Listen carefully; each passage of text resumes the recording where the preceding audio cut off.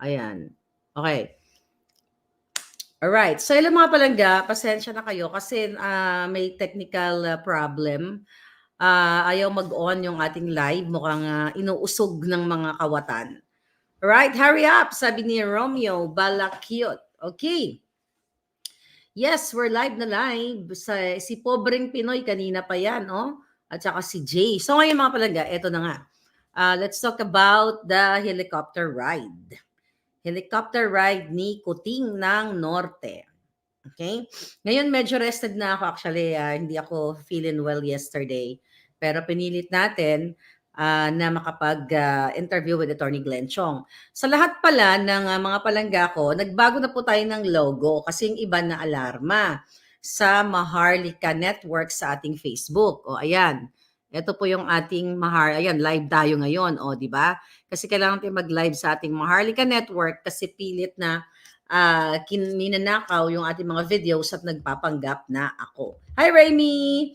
Okay, Mary Vic Trinidad. Ayan, please share po. Okay, so actually, marami tayong mga pasabog na bonggang-bongga. Pero this time, pag-uusapan muna natin yung helicopter ride ni Marcos Jr. Actually, hindi na ito bago. Okay, kung naalala ninyo, 2022, nung umiska po si Kuting, si Marcos Jr. at kanyang mga ginayupak na pamilya na I hope, permahan na ng mga bolati yung mga yan nang matapos na, ay tumakas, di ba, para manood doon sa Grand Prix, yung motor racing sa Singapore, kung saan nung time na yon meron din bagyo, di ba, si Bagyong Karding, nung mga panahon na yon. So, then, yung pinaka-recent actually, nung December 2, kung saan umattend naman siya ng kasal doon sa kay Acuzar and Aboitiz wedding. So, pinag-trending din natin yan. Then, kinagabihan nun, nagkaroon ng lindol, di ba, sa Mindanao. Then, walang ginawa si Kuting. Then, the next day, nagkaroon ng bombing, again, sa Mindanao pa rin. At walang pakialam itong si Pulboronic Marcos Jr. Wala talaga siyang pakialam sa inyo. Di ba, remember that bombing and lindol, December 2 and 3? Ang ginawa niya noon, nag-release siya ng statement, tanghali na. Kumbaga after ilang oras na nakalipas. Then, nag-release ng statement, ang drama-drama. Ito yung sa Mindanao, bombing, itong recent December. So, ano nangyari doon, di ba? Sinulat ko pa yon after 64 hours, nag-release ng statement ang Malacanang press corps na kung saan, na si Kuting ay nagkubid-kubidan. Okay? Nagkubid-kubidan ng hinayupak. Alright? Until now, hindi niya pinuntahan yung mga nasalanta, yung mga biktima. Then, Biyernes dyan sa Pilipinas. Biyernes sa Pilipinas, mga palangga, siya ay what? Siya ay umattend ng concert. At actually, hindi lang siya. Dyan sa Coldplay concert na yan, na kung saan ay talagang makikita mo na pagdating sa party, pagdating sa mga concert, pagdating sa social climbing, and everything, ay nandoon si Kuting ng Norte, si Lisa Ahas, Araneta Marcos, Butod Mudlo, Sindikato, lahat sila, ang mga anak, at hindi lang yon, pati mga social secretary staff. Okay? So ngayon, actually, pinost ko yan, di ba? Prior to interview ni Attorney Glenn Chong, interview yung pinag-usapan namin kagabi, ay pinost ko po yan na inuna pa ni Kuting ang concert. Ngayon, tignan lang natin dito. Okay? Ngayon, mga palangga. Ito. Actually, ang dami nag-send sa akin sa Viber. Oh, may bago na namang puting ahas. Diba? At siguro nakita nyo naman na yung message. Hindi lang, I think, ito. Okay, not now. Okay. So, ayan, yung mga nagsisend sa akin, talagang ito, dito. Okay, and ito. Pasensya na kayo kasi, ayan. Okay. Diba? Nakita nyo na siguro yan. Ayan yung mga tao. Akala nila, drone lang daw yung dumating. So ano ang ibig sabihin nito, mga palangga? Maliban sa ginastos ni Marcos Jr. ang pera ng bayan, inabuso ang kapangyarihan sa kadahilanan na gusto niyang manood ng concert. Okay? Not only him, kundi pamilya niya. Ibig sabihin, wala talaga sa puso ni Marcos Jr. ang pagsisilbi sa taong bayan at wala talagang delikadesa at makakapal ang mukha ng mga Jotang Ginemes na ito. At hindi lang yan, kasama pa daw yung jowa-jowaan ni Sandro. At sabi nga ng ating mga puting ahas, pati bit-bit yung mga staff sa Malacanang. Okay? Hindi lang natin alam kung isang helicopter ba ang nandoon o dalawa o tatlo. Ngayon, mga palangga, ang nakakaano dito, nakakagalit dito, wala namang problema kung manood siya dahil weekend naman yon. Okay? Di ba? Friday. Ano oras ba siya pumunta? After work? Ganyan. Wala sanang problema kung gamit niya ay hindi pondo ng gobyerno, hindi resources ng government. Ngayon, mga palangga, ang drama ng mga hinayupak, okay? Ang palusot ng mga buwaka ng ina, hintayin ko lang dito. Kakagulo yung aking ito statement. Okay, mamaya natin bayasan yung statement. So ngayon, ang drama-drama nila dito, di ba? Na traffic daw. Okay, mamaya basahin natin yung statement niya. Ngayon, ang nangyayari dito mga palangga, sinasabi ng mga aliporis ni Kuting, okay lang naman kasi presidente, kailangan din niya mag-unwind, chuchu-chuchu. Tanginan nyo, okay lang mag-unwind siya. Walang problemang mag-unwind tong hayop na to. Pagdating, sabi ko nga, pagdating dito sa pag-social climbing, sa panonood, sa pagpaparty, pagpapa-fireworks sa Malacanang, nagamit ang pera naman, mabilis pa sa alas 4 itong mga to. Pero pagdating sa kalamidad, yun nga, yung mga nakaraang kalamidad, ngayon sa Davao, na-declare ng state of calamity, diba? Davao del Norte. Hanggang ngayon, wala pa siya. Ang helicopter, mga palangga, ang helicopter ride na yan, ginagamit yan sa mga emergency situation kung saan hindi maaabot ng sasakyang panglupa, like ng sasakyan, regular car o truck o motor, ang lugar na biktima ng sakuna, di ba? Hindi siya gagamitin sa concert. Naalala ninyo, tayong mga Marcos pa noon before tayo mabudol, binalahura natin si Chris Aquino. 2016, dahil isa ako talagang, at saka hindi ko pinagsisihan na binalahura ko yung paggamit ni Chris Aquino noon ng helicopter nung ikinampanya niya si Leni Robredo. Naalala nyo, 2016 yon.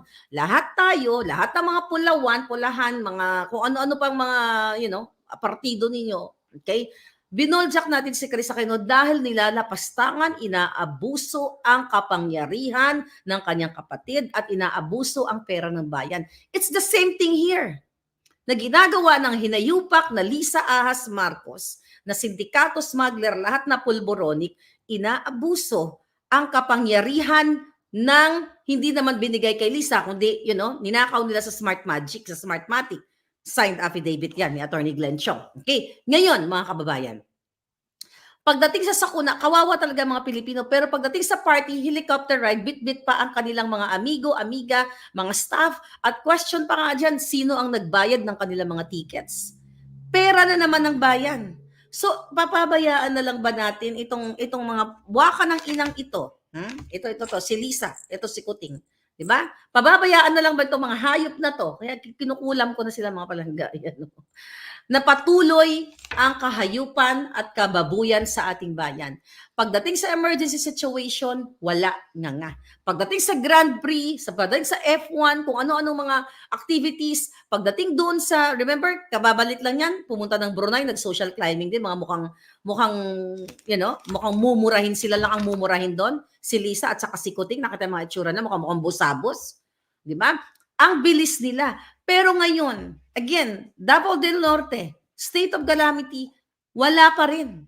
Magkukubid-kubidan ka na naman, Marcos Jr.? Magkukubid-kubidan ka na namang hinayupa ka? Wisit na ito?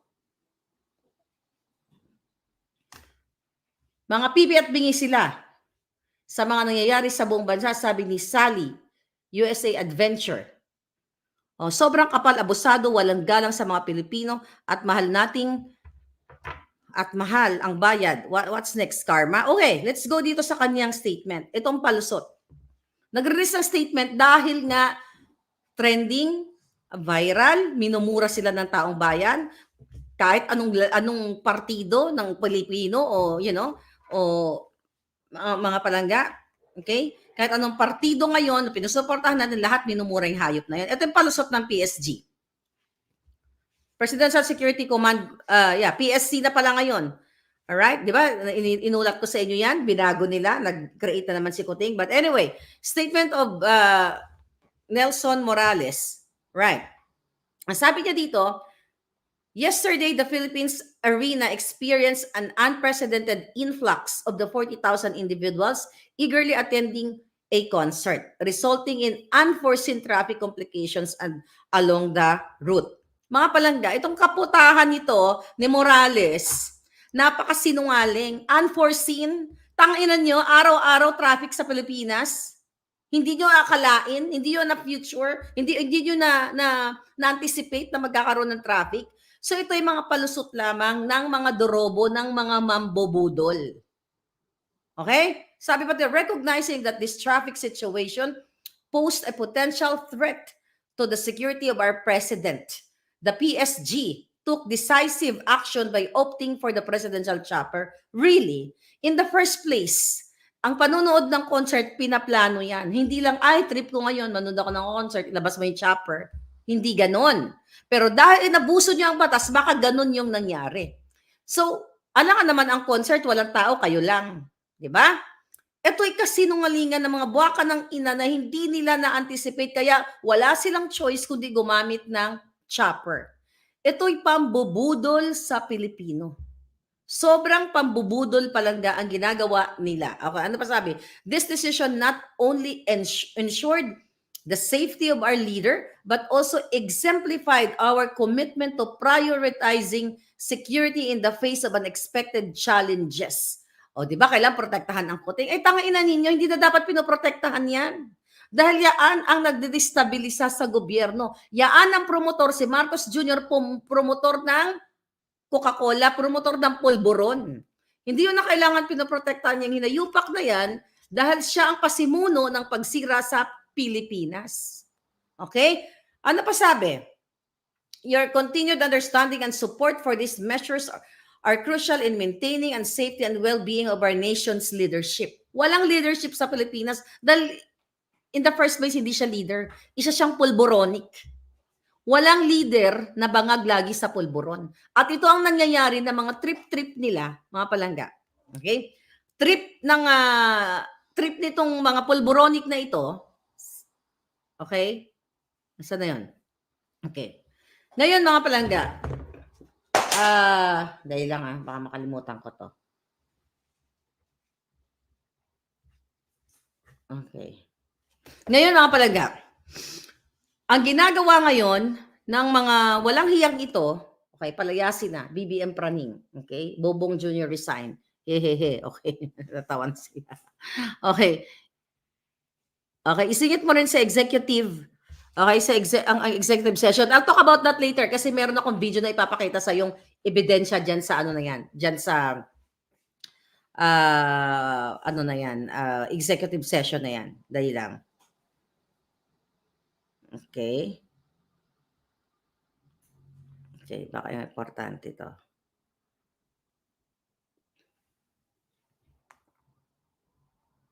Okay, so ngayon mga palangga, naka-live na si Madam Maharlika sa FB. Yes, live na tayo, Orlando Nicolas. So ngayon, ang napag-alaman natin, hindi lang mismo yung pamilya ni Kuting ang nandoon. Even yung kanilang mga staff sa social, yun ang under ni Zobel, ni Bianca Zobel, yung kanilang social secretary office, yung mga staff nila. Actually, may nakita tayong video, natin sa Instagram. Mga hayop na to. Okay? Ito, tignan natin to. Mm. May nag-send lang sa atin. Okay, na-enjoy sila, oh. Okay. Mamaya sabihin natin kung sino yan. Oh, ayan. Yung babaeng yan, oh. Oh. Ito.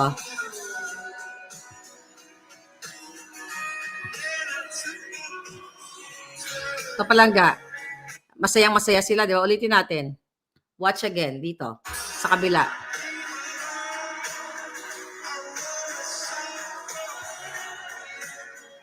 Okay. So yung babaeng yan, mga kababayan, ayon sa mga nakamasid sa ginagawa nila, mga palangga, yan ay si Deputy Social Secretary Dina Arroyo Tantoco at ang kanyang asawa, okay, nasa tabi niya, si Pawi Tantoco. So ngayon, anong ibig sabihin nito? Itong mga taong supposedly ay maglingkod sa ating bayan, inuuna nila yung social climbing. Inuuna nila yung paglustay sa pera ng bayan. Paulit-ulit, si Frankie ba yan? Mukhang kahawig niya, no? Hindi. Deputy Secretary dyan sa Office of the Social Secretary na wala namang ginawa yan dyan kundi magpa-social-social. Okay? Yes, naka-YouTube tayo. Yeah. Yeah, Boljak TV. Okay. All right. Baka tumambling si Smug sa concert. Oh, I'm so happy yung ating Maharlika Network. Buhay na buhay. Yes, this is my account. Wala tayong fake account, ha? Huwag kayo po mag-follow sa fake account. Pag concert present, pag sakuna absent, sabi ni OM Canonigo. Exactly. Balik Ronis na naman, mga tanto ko yan, may-ari ng Rostan, sabi ni Annalina Artis Locsin. Okay? Bangag na bangag pa more, sabi ni Alti Coronel. So ngayon, yes, worst president talaga. Kaya nga 'di ba lagi ko sinasabi sa inyo, ano pa ba ginagawa ninyo diyan sa Pilipinas? 'Di ba? May nabasa akong comment, hindi na raw pick up day na. So dapat 'yun ang pick upin si Kuting at ang kanyang mga demonyong pamilya sa loob ng Malacanang at yung mga staff nila na patuloy na naglalapastangan dito sa atin. Maliban sa samot-saring pagpoprotekta nila sa pagnanakaw, 'di ba? Simula natin sa agrikultura, sa lahat ng mga sektor ng gobyerno, ito pa ngayon. Tapos ngayon deadma nga, 'di ba? Deadma dito sa nangyayari sa Davao del Norte. Hanggang ngayon wala. Ba't hindi niya gamitin ng helicopter? At alamin kung ano nangyayari doon. Kahit pakitang tao lang, dahil alam naman natin, kahit anong gawin nila ngayon dyan, is talagang pakitang tao. Right? Angela Bolivar, thank you. Odi Lee, thank you so much. Alright. So, sad po ang nangyayari sa atin, madam, nakakaiyak. Nakakaiyak talaga. Nakakaiyak talaga, mga palangga. Okay. Okay. Nakakaiyak kasi dahil yung mga tao hirap na hirap. Pero sila, maya-maya party. Walang katapusang party. January 19. So, ano na petsa sa Pilipinas? 20. Friday. 20 na, no? 21.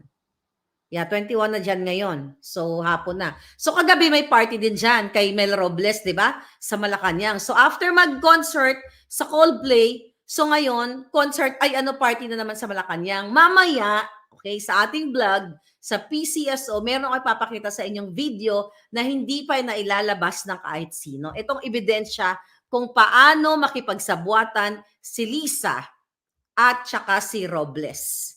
Okay? At ang mga demonyo sa PCSO. Alright? Pag may mag-lead ng rally, sabi ni Palangga, tuloy-tuloy tayo. Count me in, sabi ni Chicklit. Okay? Ang sarap nilang tirisin, sabi ni Cute TV. Who will rally the Filipinos? Nasa inyo mga kamayan, Palangga. Kahit gusto man natin, mga OFW, okay? Umasenso, wala na talagang maaasahan sa gobyerno. Manhid na yata sila, sabi ni Angela. Anyway, viral nga na napamura ang vocalist.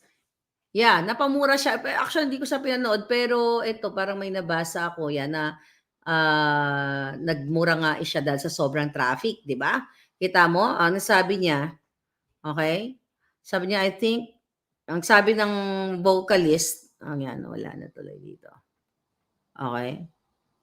Na talagang number 1 daw sa traffic itong, natigan natin to. Okay. Natin, usog natin. Ang sabi niya, we've seen some traffic, but I think you have the number 1 in the world. So thank you for making the effort to come through all of the BS. Okay? Yun ang sabi niya. Ang hirap naman itong ano na to. Right? So yun ang sabi niya. So ngayon, itong si Marcos Jr. ay nagpanggap, yung kanyang ang kanyang PSC, PSG na hindi nila na-anticipate ang traffic. Unang-una, dapat solusyonan ang trapiko. Di ba? Dapat solusyonan ang trapiko sa Pilipinas dahil matagal ng traffic sa Pilipinas. Bago pa tayo pinanganak, traffic na sa Pilipinas, di ba? Instead na, sabi ko nga kanina, kung talagang pinlano niya ito na manood siya, dapat ahead of time, di ba? Gusto niyang mauna dun sa unahan. Okay? Hindi siya gagamit ng chopper or helicopter. Pero kasi ang intention talaga nila, they don't care. Wala silang pakialam sa boses natin. Wala silang pakialam sa inyo. Dahil sabi ko nga, kung may pakialam si Marcos, hindi magkakaganito ang bayan ngayon. Hindi siya magtatalaga ng mga nagnanakaw sa bawat ahensya. Di ba? Yung mga pinangako ni Marcos, walang natupad. Kasi ang ipinagkakabalan niya, umikot sa buong mundo, mag-social climbing, mang-bribe, magnakaw silang lahat, at dalhin ang pera sa mga offshore accounts nila, magbayad ng mga tao, manggipit ng mga vloggers like me, magnakaw sa agrikultura, magnakaw sa PAGCOR, magnakaw sa PPA, Philippine Ports Authority, magnakaw sa BIR, magnakaw dito sa saan pa ba? Sa sa MMDA, magnakaw, lahat halos ng departamento ay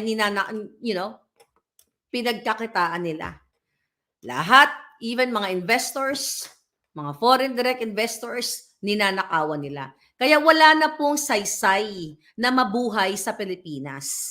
Kung ang gobyerno ninyo ay ganito kaabusado, wala nang saysay mabuhay sa Pilipinas kung ikaw ay walang connect sa Malacanang o sa mga sindikato sa Kongreso at Senado. Dahil kahit idilat mo luwanan dila mo sa katatrabaho, mga kababayan. Okay? Walang mangyayari dahil lahat ng pera ng Pilipino taxpayers, instead na mapupunta sa mga livelihood programs, sa mga pang-ospital at kung saan-saan pa, di ba? Sa oportunidad ninyo na makaahon kayo, walang mangyayari sa inyo. Dahil sa ganitong pulburonek, at sabi ko nga sa inyo, nabudol talaga tayo. Kaya you have to get up, speak up, and pick up. Get up, speak up, and pick up. Pick upin na si Kuting dyan sa Malacanang. Walang pakialam si Lisa Hayop. Okay? Buhay pa sila, nasusunog ng mga kaluluwa nila. Sabi ni Ruby. Okay? Talagang nasusunog na yung mga kaluluwa ng mga yan. Dapat ngayon na pick up na sinimot na nila ang mga kwarta sa Pinas, sabi ni Lani, yeah.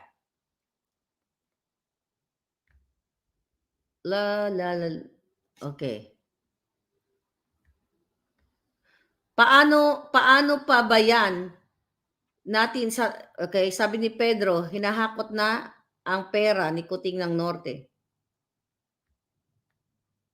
CLS, shout out sa mga taga Muntinlupa, mga kabataang nabudol at nagsisi. Okay? Dapat kasi imbestigahan at ipakulong. Right? So anyway, araw-araw tayo nagsasalita dito. Araw-araw kung minumura yung mga hayop na ito. Magsimula noon pa, nung time na naramdaman ko na sila ay mambubudol at nakita natin lahat ng kapalpakan, lahat ng kaletsihan, travel here, travel there, concert here, concert there. Sila lang ang nag-e-enjoy sa pera ninyo. Dahil yan talaga pala ang purpose ni Kuting. Yan ang mission nila para mag-enjoy sa kaba ng bayan, para gamitin ang mga resources ng Pilipino at nakawin ng Pilipino at makipagsabwatan sa mga oligarchs, okay? Sa mga negosyanteng mayaman na para lalong pabagsakin, paging kawawa, magiging, mahirap ang Pilipino. Yan ang intensyon. Kaya nga, nakikita nyo, di ba? Kaya sabi ko nga, we have to speak up, get up, speak up, and pick up. Kasi wala na mangyayari sa Pilipinas. Lahat sila magkakasabwat. Wala nang tinirang pera kung ganon. Okay? Wala nang tinirang pera. Nakakadismaya si Kuting. Mahal na mahal ang bilihin, maski Milo na bilihin from 7 pesos ngayon sa supermarket, tag 11.50 na. Sabi ni Assorted DNA. Ay, ganun ba palang grabe, ano? Daryl, shoutout po palagi mga general at PNP military, madam. Negosyo ng politika dito sa Pilipinas, sayang ang pera ng bayan, baon pa sa utang, sabi ni Oyer Orani. Sobra kamahal. We're still waiting sa pulboronic video, sabi ni malapit na yan. Huwag kayo masyadong atat. Malapit na yung palangga at yung ikakamatay ni Lisa Smugs. Ipako na sa krusya mga yan, sabi ni Bobby Raya. Okay? Bakit sa daming nanunungkulan sa ating gobyerno, walang makahadlang sa maling ginagawa ng presidente? Sabi ni Leoterio Batro. May darating din yan mga palangga. Meralco ang taas-taas na, doble na ang singil. Ayan, BFF din nila yan. Mag-move on na, pick up na, sabi nila ni. Mas maraming mahirap kaya madali mauto sa permas sa Pilipinas, yung People's Initiative, di ba? Budol is real. Don't worry, pag nandyan na si Bongbong mabuking at tanggal ay may katapusan silang lahat. Kailan lalaya ang Pilipinas? Yeah, that's a good question. Nasa kamay ninyo kung paano lalaya ang Pilipinas. Pag adik ang tao, wala nang katinuan sa pag-iisip. Masayang-masaya si Kuting sa concert. May pa-helicopter pa sa mga kasama. Sa sakuna, wala. Eng-eng na nga. Anday pong nabudol, madam. Yes, nahiya na yung demonyo sa kanilang kasamaan, sabi ni Brown. Huwag daw magbayad ng buwis. Di ba sinabi ni Pangulong Duterte yan? Kaya tignan mo, pinag-iinitan sila ngayon. But anyway, mga palangga, buhay pa ba si Remulla? May mga speech siyang, written lang, pero hindi pa nagpapakita. Malapit na yan lahat mategi. Okay? Yung mga hinayupak na yan, malapit na mategi yung mga yan. Party, concert. Pati si Sara nabudol, sabi ni Lita. Malay mo, magising si Sara. Diba? Ewan ko sa kanya, magpapabudol siya forever, siya magpapabudol. Diba? So we have to pick up day. Okay? So mga palangga, itong helicopter ride ni Kuting na ito, huwag nyo tong tigilan. Okay? Kailangan makita ng mga kapitbahay nyo, kaibigan ninyo, na sukang-suka kayo sa gobyernong ito. Okay?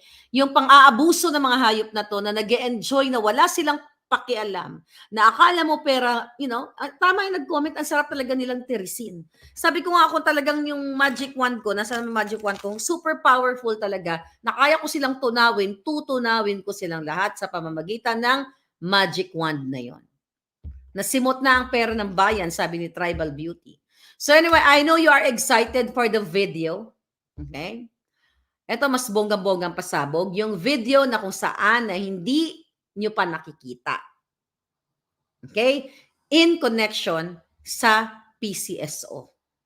Okay? At mamaya, sa ating vlog, ay malalaman ninyo kung bakit wala pang update sa executive session. Yun na lang muna kasi babalik ako ng bonggang-bongga. Mukhang nagluloko tong isang ko dito sa internet natin. Okay. Alright, sige. Thank you.